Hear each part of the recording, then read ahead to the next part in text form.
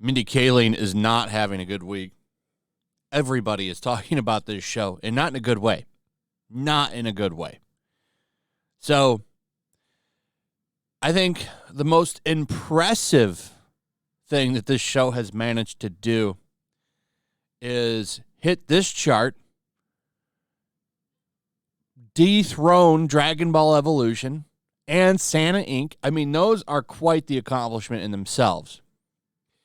And by doing that, Velma is one of the worst shows of all time. One of the worst rated TV shows in IMDb history. That's not an easy accomplishment because there's a lot of bad TV. There's a lot of bad movies too. But to dethrone stuff that's just legendary in shit scale, like Dragon Ball Evolution, for example, that is a feat.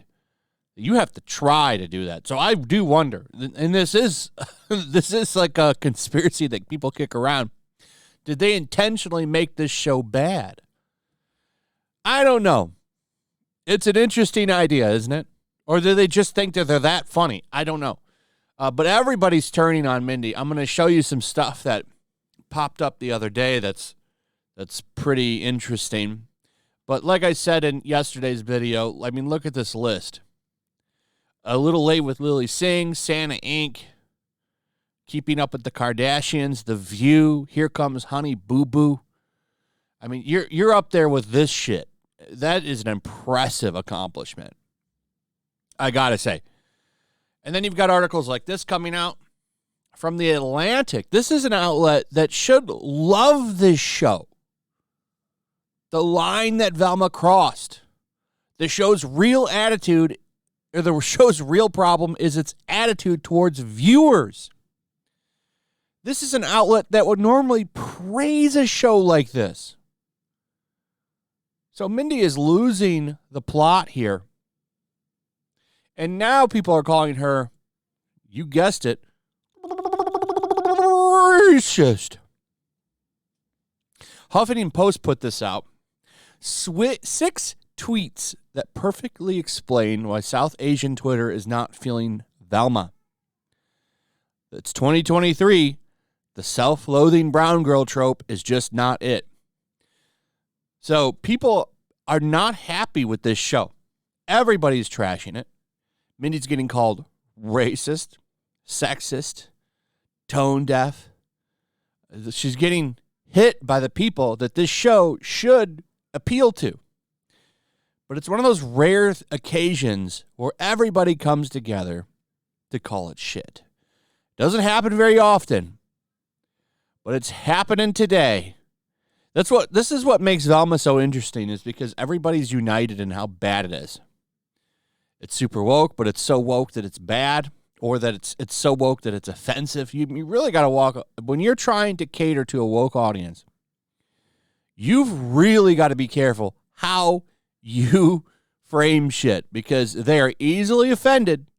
And if you do one thing wrong, they're going to come at you. Like, for example, people are like, okay, Daphne's moms are an interracial lesbian couple, and they're police officers, and they're just like shooting people before they question them.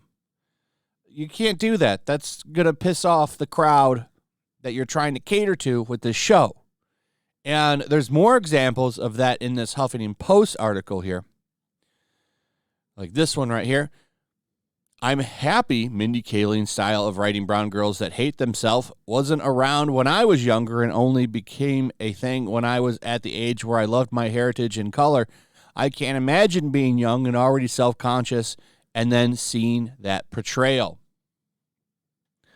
Got almost 10,000 likes. Here's another one. It's wild to see that Velma was the thing that sparked all the Mindy Kaling criticism. Mindy always thrived for white validation in her work. She wrote this scene. A young Indian girl eagerly rejects her culture because she thinks having a white boyfriend is better and more appealing. And he shares the scene. Another one here.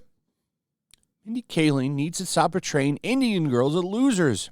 I'm personally extremely cool and sick of it. Here's another one. Hashtag Velma. So Velma is a brown girl in this show, and Fred is a racist, rude douchebag. In addition, she's crushing on him at the same time acknowledging that he's rude. This is terrible. And then shares the clip from it. That is a good point. Like, do you hate him or do you like him? I mean, this show makes it pretty clear because every other joke is about how Fred is what he looks like and a piece of garbage. That's like the joke. That's like running joke on the show. It's always about that type of person. Here's another one. Velma is unfortunately just the latest in a series of brown girl characters written by Mindy Kaling that represent them by stripping them of their color as well as their moral compass sometimes. Here's another one that isn't very kind to her. Actually, I've been seeing a lot of Velma discourse on my feed and wanted to share my quick 2 cents. Can we please get some positive representation for once? Why does every brown girl have to be written to be self-hating and insufferable? So I don't know. I don't look for this kind of stuff when I watch shows, so I don't know if all of what they're saying is true. But the point here is that she's trying to give representation, and it's just making people mad because, well, it's not the right kind. She's writing a self-hating character, and people don't like that. And apparently this is something that she's been doing for years. The only time I think that she's ever been funny was when she was on The Office, and that was other people writing her shit.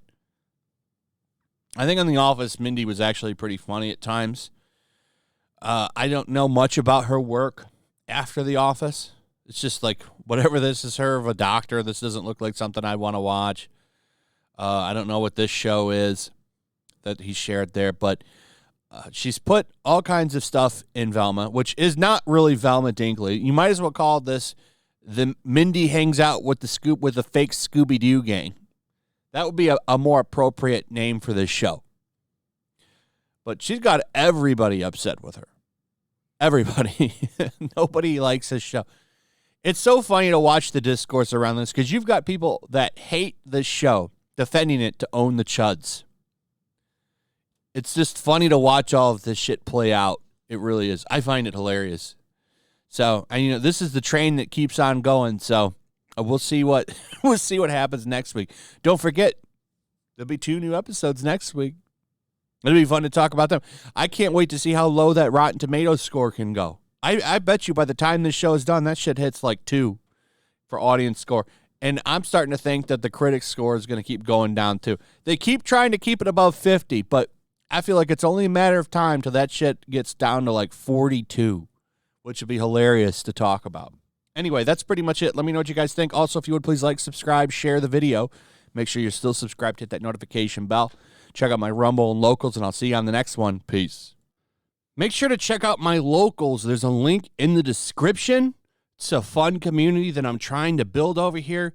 If you don't want to support me on YouTube, you can come over here. None of that money goes to YouTube.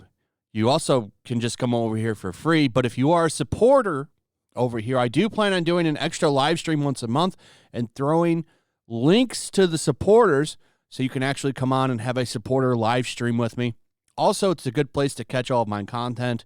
You don't have to worry about notifications like YouTube. They'll definitely work over here. So come check out my Locals.